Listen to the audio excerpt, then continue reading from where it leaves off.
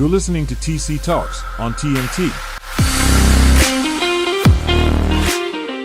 Is TC mid? We'll be diving into that today on this episode of TC Talks, so make sure you stick around. But first, make sure you're subscribed. That is the easiest way to stay up to date on our content here on this channel. And on top of that, we're going to be doing a giveaway for you guys once we get a handful more of subscribers. So make sure you go ahead and hit that subscription button, and maybe you will get the opportunity to win that gift card we're going to be giving out. So make sure you go ahead and do that. Turn on those notifications because you don't want to miss out on that opportunity. But without further ado, let's dive into what we're diving into. So, is TC mid? Because TC has started off this year in his predictions doing pretty well. He was above 500 for the whole season. You know, he didn't have a single week until last week that he was below 500. And lo and behold, it is another week of mediocrity for TC. Now, to be fair, I did take some risque takes in this one, like having the Texans pull off their second win, as if that was probable in this game. Also, having the Chargers beat the Chiefs wasn't probably the best decision to make on my part. But to be fair, they almost got away with it if they wouldn't have just fallen for the same exact play that cost them the game in the playoffs just a few years ago or just last year. Then maybe I would be a little bit less upset. But oh my God, how did they blow it that bad? I was completely devastated. I was ready to be all smart, big brain for you guys right here on the channel, and it just shot me in the butt. So I do apologize for being so mid. This is the second week where I was like, you know what? I really don't know how I did. Let's go ahead and find out. And TC, I don't know what TC's been doing on Thursdays. Maybe he's been drinking the funky Kool-Aid or something because, oh my God. I mean, what even are these games? The Packers winning back to back. Yeah, that was going to happen. Great call, TC. The best decision I have made on this predictions video was Atlanta beating Chicago. Okay, it doesn't become any more crystal clear than that. Chicago never wins. Justin Fields plays really good. The other team somehow pulls out a victory because the defense is terrible. So I understand that. That was a great call by TC. No need to pay attention to that. But all these other games are just so bad. And we'll dive a little bit more into some of these games like the Jets and Patriots. Oh my God. Zach Wilson. I understand that there might be a ton of beautiful women out wanting to go see you these days because you're all the news, all the rave these days. And I'm sure that these women's husbands can't shut up about Zach Wilson. They might not be hearing the bad NFL stuff or understanding it to a certain extent, but they are hearing his name and the term MILF. So they're already keying in to that guy. Then they go ahead, do their little Google search, and they're like, oh, look at him. He's adorable. And next thing you know, Zach Wilson has too much food on his plate. His eyes wider than his stomach. And that is exactly why he's been failing out there on the gridiron. It's just too much distractions going on. He needs to refocus on football, and I think the Jets will be able to pull it out. Other than that, and a punt return touchdown, which was just terrible for the Jets defense. It would have been a good game. The Jets defense, Zach Wilson, he did let you down, guys.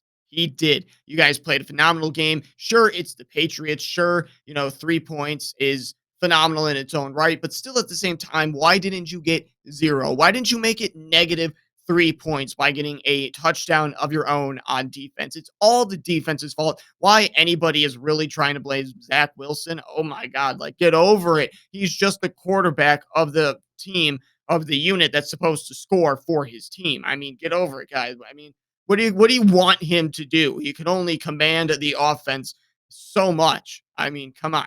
But then you also had the Texans and Commanders. And like I said, I picked this game to go in the Texans' favor. Why? I have no idea. Maybe I was trying to be hip and funk and different and not really focus on the fact that TC needs those numbers, okay? We can't have these rookie numbers. These are like 12-year-old, you ask your little cousin, your little brother, hey, who do you think's going to win this week? And this is what he gives you, this kind of malarkey over here, not even knowing who the Houston Texans are. That's exactly the kind of list that this is right here. So I do apologize, especially with you when you look at the way that the Commanders and Taylor Heineke yet again completely decimated this team. Taylor Heineke on point, looking like a freaking magician in the backfield, evading the rush, being able to extend plays and make phenomenal throws. That guy, I mean, to his credit, he fills the backup role perfectly, and now he's a full-fledged starter this season. And this is the season for Taylor Heineke's.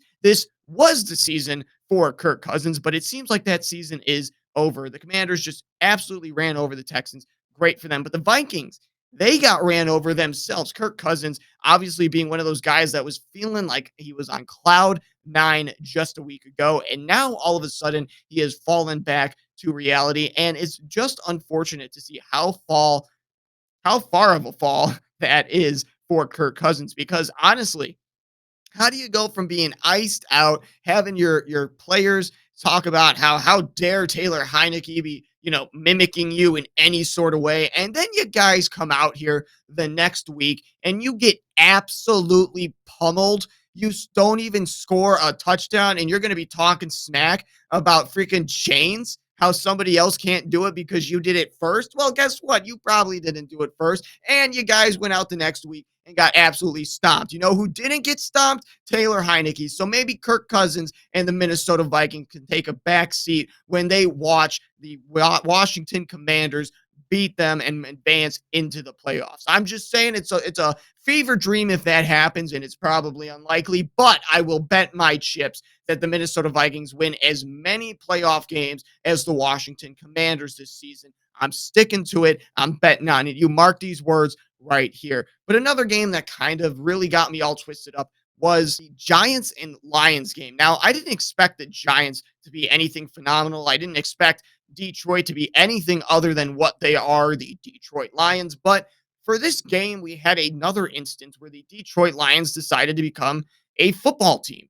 And they scored multiple times. Jamal Williams, absolutely a beast. I regret not having you on my football team this week, but that was after weeks of non-production from you. So thank you. The second I'm like, you know what? I've waited long enough. He's done. I get rid of you and somebody else picks you up. So thank you so much for that. I really appreciated all that. Another surprise game was the Rams and Saints. I mean, I know the Rams are on a down year, but that Saints team, they never know what they want to do. They don't know if they want to be competitive. They don't know if they want to tank. They don't know where they are in terms of, is this a competitive team that we want to build up? Is this a team that needs to have another look at it? Like, what is going on with this team? And I feel like there isn't a clear-cut answer for that because the Saints able to beat the defending world champions, able to compete against the Arizona Cardinals, but then faltering against so many teams that they really shouldn't be if they are able to go up against these teams and win, such as the Rams and the other examples. But you guys get what I'm saying. It's just an unfortunate week for TC. He's going to stop doubting the Titans. They're back. They're legit again. He's going to make sure he gives Mac Jones that love that he deserves. And he's going to remember to start ripping on Daniel Jones even more and never, ever giving Justin Herbert the benefit of the doubt, especially when he's going up against Patrick Mahomes. But I think that's a good place to leave it for you guys here today. I want to thank you for tuning in yet again. And I want to remind you, final time I'm going to do it. Make sure you go ahead, you hit that subscribe button, because if you are opposed to free money, maybe you don't want to hit the button. But if you are not opposed to free money, you better go ahead and hit that subscription button. Maybe turn on the notifications so you can see this beautiful mug as often as it's out there. And I would love to see your beautiful comments down below. Until next time, this has been TC with TC Talks. Peace.